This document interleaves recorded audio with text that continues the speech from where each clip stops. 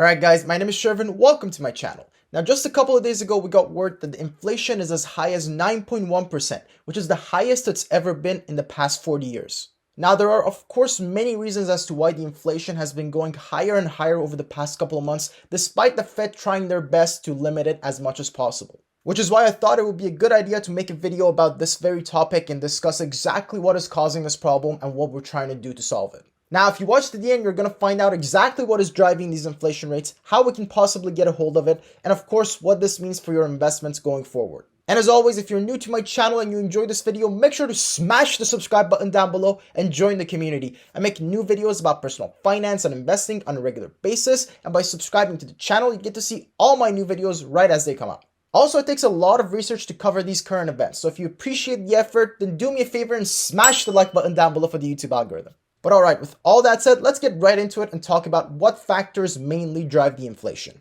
Now, to simplify it, there are two main factors that cause an inflation, and those are the cost push or the demand pull. Now, the cost push essentially refers to anytime the cost of producing some sort of goods or services goes up in cost as a result of outside factors. Now, this is something that we've seen a lot of over the past year. For example, one of these contributing factors has been the labor shortage, which we've been facing after the 2020 closures. Now, what this means is that businesses don't have enough of a labor force in order to produce their goods or services without having to pay extra to attract more labor. Which again, the higher cost in production is then relayed onto you as the consumer when you're buying the product or services that they're offering. Which essentially means that the price of those goods or services are inflated compared to what they were before. Now, another example would be the global chip shortage, which is also caused by the 2020 closures. Now, this chip shortage has resulted in a lot of other shortages among a lot of sectors. For example, far less cars were being produced over the past year due to the chip shortage than they were before, which has in turn caused over a 40% hike in the value of used cars, simply because there aren't enough new cars for everyone to buy, so people have to buy used cars a lot more now compared to what they were doing before.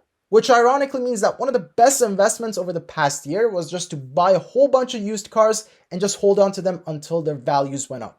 But again, this is just another example of how chip shortages have caused higher prices for the average consumer. Now, the demand pull, on the other hand, refers to when the total demand of an economy exceeds what the economy is able to produce, which in turn means that there is more demand than supply available, which causes the prices to go up. Now, the good news is that the total demand of an economy is actually correlated with how easy it is to borrow money, which in turn means that if we make it more difficult for people to borrow money, then it's going to cause the demand to go down.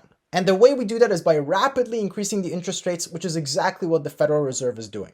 Now, here in Canada, it was announced just yesterday that the rates are going up by 1 full percent, which is a very high rate for increasing the interest rate at once. And now the experts are predicting that the US will also raise their interest rate by 0.75% in the next week or so. Which again, the idea behind this increment is that by increasing the interest rate, you're going to make it less likely that people will spend money, which will lower the demand and in turn limit the amount of inflation in the future. Because there's no real way to control the labor shortage or the chip shortage. But what you can do is to limit the amount of demand in order to lower the inflation as much as possible. But now that we know why the inflation rate is so high, it's time to talk about how this is going to affect your investments. Now, we just discussed that when it is easier to borrow money, people are going to spend more money on anything they want. And interestingly enough, this also includes investments, which means the higher the interest rates go, the lower the investments will be into the market. In fact, you can even see this correlation playing out after the 2020 closures when the market was recovering and booming more than ever. This was at a time when interest rates were historically low, which resulted in a lot of people investing into the market. But now that the interest rates are going up rapidly, it's likely that the market will keep going lower, at least for the time being.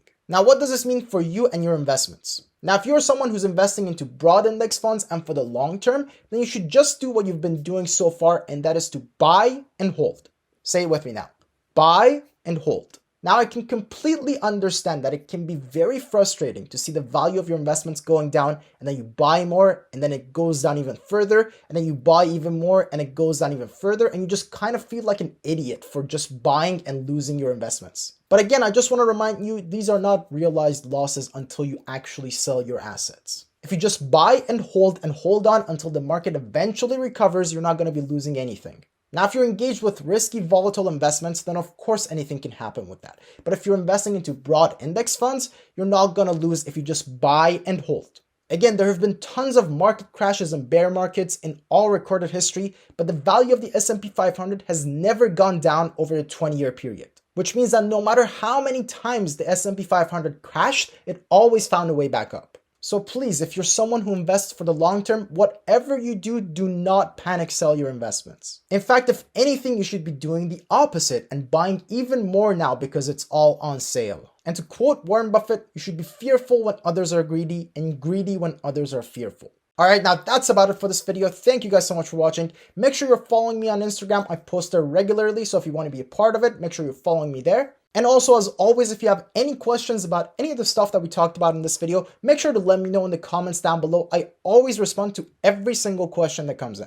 But alright, with all that said, thank you guys so much for watching, and I will see you in the next video. Cheers.